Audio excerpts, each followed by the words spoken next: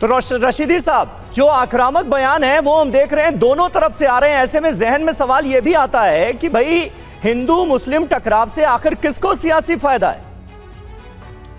समीर भाई थोड़ा सा पीछे चलते हैं जी।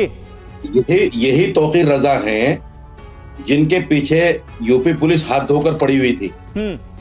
जगह जगह इनको ढूंढा जा रहा था। बिल्कुल। और आज ये तौकीर रजा सबके सामने आकर इस तरह के बयान दे रहे हैं। आप दोनों चीजों को जोड़कर देखिए। इससे पता ये चलता है कि पिछले अपने गुनाहों पर पर्दा डालने के लिए इन्होंने डील कर ली बीजेपी से कि भाई मैं आपके लिए काम करूंगा।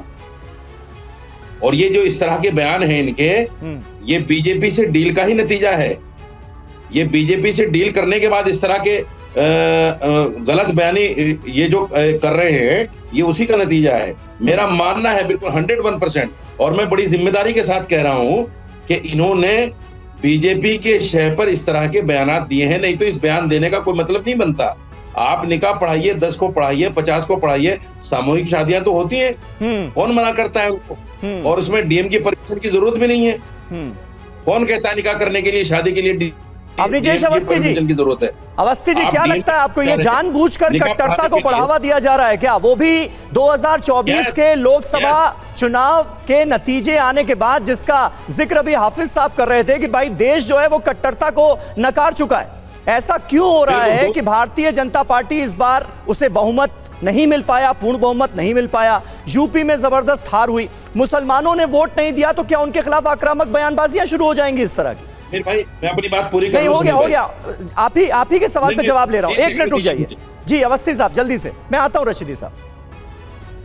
हाँ, नहीं, जल्दी से का सवाल नहीं है। सवाल ये कि जो रशीदी साहब ने कहा है, वो तौकीर रजा ओपनली कांग्रेस का समर्थन करते रहे, कांग्रेस के नेता के रूप में स्थापित हैं, और उसके बाद कहीं ये बीजेपी कर रही है। ये कैसे, कब तक चलेगा ये वाहियात? भाई बीच में नहीं बोलता मैं किसी के। समीर, ये मैं ऐसी चेचे पे चिल्पा वाली डिबेट नहीं करता हूं। मैं किसी के बीच में नहीं बोलता हूं। करके आपकी बात हो गई ना, बुलवा लीजिए, आप उनको बुलवा लीजिए। मैंने आपसे कहा रशीदी साहब, अवस्थी साहब से मैंने सवाल पूछा, उनको जवाब देने दीजिए। जी बोलिए अवस्थी जी। समीर जी, एक बात बताइए, मुसलमानों के पक्ष में बयान आए तो वो बीजेपी करवा रही है, मुसलमानों के अगेंस्ट आए तो वो बीजेपी करवा रही है। ये देश की जनता कब तक इस व्यामोह में पड़ेगी? आपको कहना चाहिए कि जो तौकीर रजा कांग्रेस के हैं, कांग्रेस के नेता होकर वो बीजेपी से डील करते हैं, ये यहां पे नैरेटिव चलाया जा रहा है और इको लगातार हो रहा है। समीर भाई, एक बात बड़ी साफ सी है, आप इसको चुनाव से जोड़ें ना जोड़ें, मुझे कोई लेना देना नहीं है।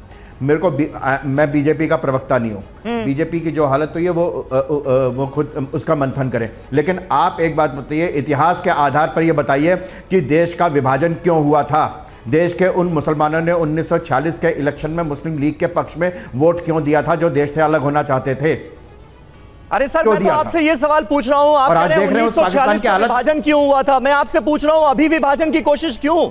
अब तो ये मैं बता रहा हूं, इसलिए अरे 2024 में विभाजन की कोशिश, तो सुनिए फिर उसकी बात,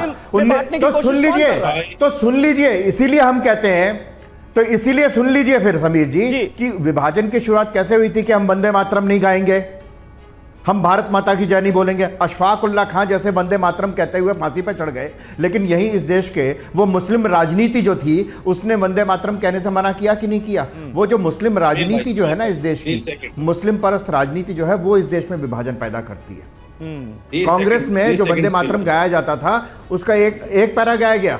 सुचेता कृपलानी ने गाया था पहली बार वंदे मातरम संविधान सभा में, तब कोई आपत्ति नहीं थी। अलग हो गए कि हम वंदे मातरम नहीं गाए। जिन्ना ने कहा हम वंदे मातरम नहीं गाएंगे, हम ये नहीं करेंगे। महात्मा गांधी को कभी महात्मा नहीं कहा, मिस्टर गांधी कहते थे वो, क्योंकि महात्मा शब्द से हिंदू शब्द की आती है।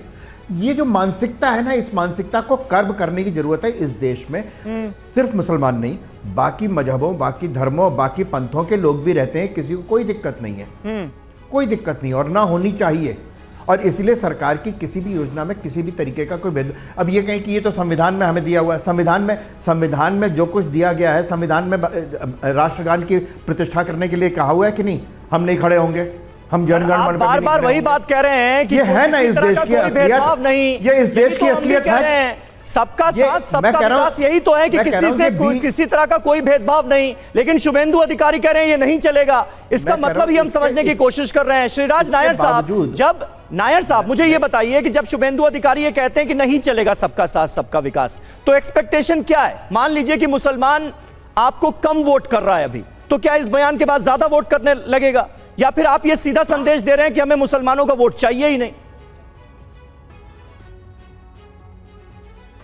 देखिए, मैंने कहा पॉलिटिकल जो बयानबाजी है शुभेंदु अधिकारी साहब वो खुद इस बारे में देंगे, लेकिन एक बात तो पक्की है, इस देश के अंदर जो भी सरकारी योजना है उसका लाभ तो सभी उठा रहे हैं, लेकिन एक तरह से अभी उत्तर प्रदेश में जिस प्रकार से चुनाव हुए, मायावती जी ने कई मुसलमान कैंडिडेट को वोट दिए, पर वोटिंग पैटर्न इस प्रकार से चले जो बीजेपी को हरा सके उसको एनमास वोट करके पूर्ण रूप से पोलराइज करके बीजेपी को हराए, ये मानसिकता चिंताजनक मानसिकता है। देश के अंदर विकास हो रहा है, इंफ्रास्ट्रक्चर प्रोजेक्ट्स बढ़ रहे हैं, रोजगार बढ़ रहे हैं, देश में अंदर खुशहाली आ रही है, उसको दरकिनार कर केवल और केवल मजहबी राजनीति और देश के अंदर वोट जिहाद की बात करेंगे तो चिंता का विषय अवश्य है। दूसरा आपका जो आज टॉपिक है, तौफीक और रहमान जो भी है, जिया जो भी है जी, ये जो मस्ती कर रहे हैं ना, अब वो ये मौलाना जो भी है, इसके पूर्वज जो डर करके जब मुसलमान बने ना, वो काल नहीं है आज, ये मस्ती निकाली जाएगी। शहाबुद्दीन की मस्ती भी निकल गई और अभी जो अफजल अंसारी है इनकी भी मस्ती निकल गई। ये मस्ती अब चलने वाला नहीं है। अभी कैसे निकालेंगे मस्ती? योगी और मोदी जी का काल है, अगर इस प्रकार की मस्ती जानबूझ के छेड़ा जाएगा तो इनकी भी दशा जो है वही जो अफजल अंसारी वाली होने वाली है। नहीं, ये बैठेगा, आप समझ लीजिएगा। नहीं, कैसे निकालेंगे तो मस्ती? आप धमकी दे रहे हैं क्या? चल रहा है ना, ये जिस प्रकार की बयानबाजी जानबूझ के छेड़ा जा रहा है ना, हाँ, इसको धमकी समझ लीजिए आप, इसको जो भी समझ लीजिए आप, मैं ऑन एयर कह रहा हूं, ये मस्ती है। जानबूझ के हिंदू बहन बेटियों का अपमान और ये नेशनल टीवी बैठकर करते हैं कि हम सहन करेंगे ये। लेकिन सभ्य समाज में इस तरह की क्या धमकी बोलना की चाहते कोई हैं? जगह नहीं है नायर साहब। हम यहाँ एक दूसरे को धमकाने थोड़ी आए, हम एक मुद्दे पर बात कर रहे हैं। धमकी का क्या सबब है? एक मैं आप लोगों के पास लौटता हूं, देखिए मैं आप लोगों के पास लौटता हूं। हाफिज साहब आपका जवाब देना चाह रहे हैं, मैं आता हूं आपके पास। जहर फैला रहे हैं। हाँ ठीक है, जहर कौन फैला रहा है, यही बड़ा सवाल है।